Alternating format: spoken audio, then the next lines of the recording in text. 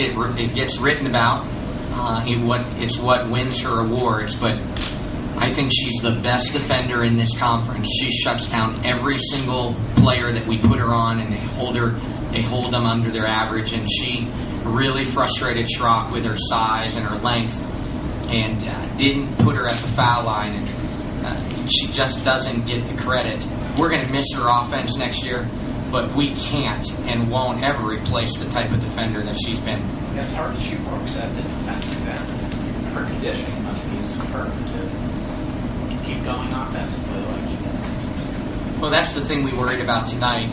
Certainly, Lauren has not practiced a day since the end of the regular season. She's not had a full practice since January, early January, and playing 3 games in 4 days. It's not a coincidence that Lauren may have struggled shooting in this game because of her losing her legs, but she gave everything she got at both ends. We still ran a lot of things through her, and she still had to guard Cassie Schrock the entire time she was out there. So for her to do that and not be practicing since January is just a credit to her toughness, her mental toughness, because you think she's in shape. She is not in shape anymore. She just can't be because of the injury she's dealing with.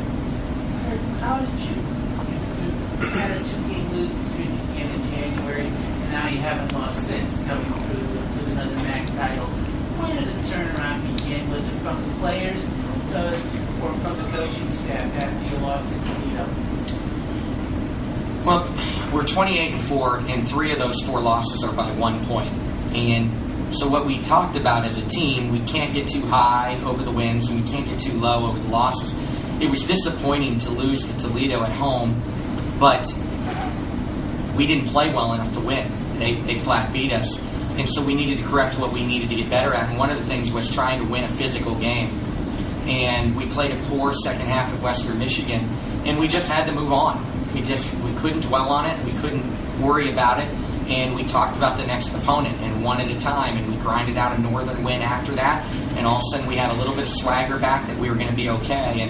And lo and behold, come full circle after that Toledo loss, because we couldn't compete in a tough game.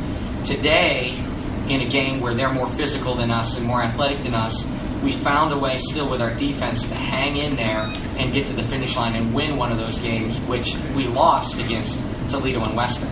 Will you have to play one of those type of games when you get into the NCAA tournament, those banging, grinding type of games? Yes, but we're not. I'm going to celebrate this one for a moment and absolutely not think about the NCAA tournament for a few days. And one final thing, what's it going to feel like to raise a banner in the new Stroh Center when you start next season? Well, I'm going to expand and digress on that question, because this senior class has had more pressure than any class in the history of Bowling Green. They entered school right at the time where we just got done advancing to the Sweet 16. This recruiting class had more pressure than any recruiting class ever in our school. And they came in and they rose to every single challenge. 4 straight divisional championships, 3 outright MAC regular seasons. And as disappointing as it was getting knocked out in the MAC tournament their first 2 years, they stayed tough. They realized how hard it is to win the MAC tournament. And their last 2 years, they found a way to the finish line and are going to the NCAA tournament. Raising that banner for the seniors, when you look at the totality of the pressure that this class had and how they had to put us on our back and how hard, and I repeat, how hard I pushed them this year. I frankly was not the nicest person this year to them, because this is what I wanted them to feel. Tonight, and the emotion and the energy and the feeling that they have right now is why I pushed so hard this year for this team to try to get to this point. And they might not have always liked me throughout the year, but they're liking the moment right now in that locker room. Kurt, when did you know Tracy was going behind the back, or did you? About 2 seconds before she did it. She does that a lot, and you could see her setting up for that. And the way the night was going, I expected that to go right out of bounds. But, without question, that was a momentum changer. Not necessarily a big change in the scoreboard situation, but we talk about the team taking a deep breath. How about the crowd took a deep breath and erupted, and finally having that fan base behind us and yelling and cheering for us, that gave us a huge spark. So that was as big for the crowd for the momentum of the game as anything. Could you have imagined also winning a title shooting 24% from the field? Shooting in the 20%, getting crushed on the boards. Two things we talked about we had to do better to win on the board as a key before the game. Lo and behold, with all said and done, championships are still won with your defense, and our defense was good enough to bail us out. And it's a credit to what they believe in as a team, because we don't have great individual one-on-one defenders. Lauren's a great defender, but she relies on team concept, and we rely on that team, and it's special. We'll be able to.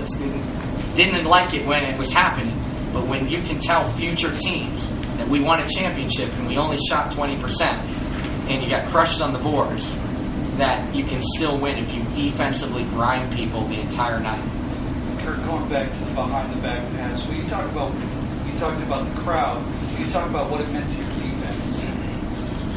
Well, just getting an easy basket in this game was huge for us. We, struggled obviously to get easy baskets, and we got that defensive rebound. We came out, and all of a sudden it was a 2-on-1, 3-on-1 developing, and that allowed us to go back at the other end and dig in, and hopefully at that point in the game think that maybe that's the turning point, maybe that's the spark, maybe we can continue to keep getting defensive stops. You were able to follow that, though. You got to stop that. Chrissy hit that three, and then you forced them to take a timeout before the immediate timeout. So the three was almost as big a shot as the layup, and that put you up 5. Put us up 5 and gave us 5 straight transition points, and something that we desperately needed, some early offense, because when we got into the half court, we couldn't break them down.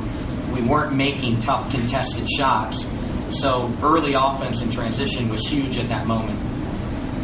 You know that Lauren's pretty much money at the line. She did this too late, but she was so big late in the game, you had to feel confident with her going to the line. When we got to 16 fouls and had a little bit of a lead late in that game, I thought if we could just stay aggressive.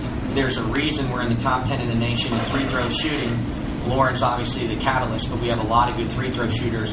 I felt confident that if we could just keep attacking and win that game at the foul line at the end, even if we couldn't make shots, because we have so much belief in our team at the foul line.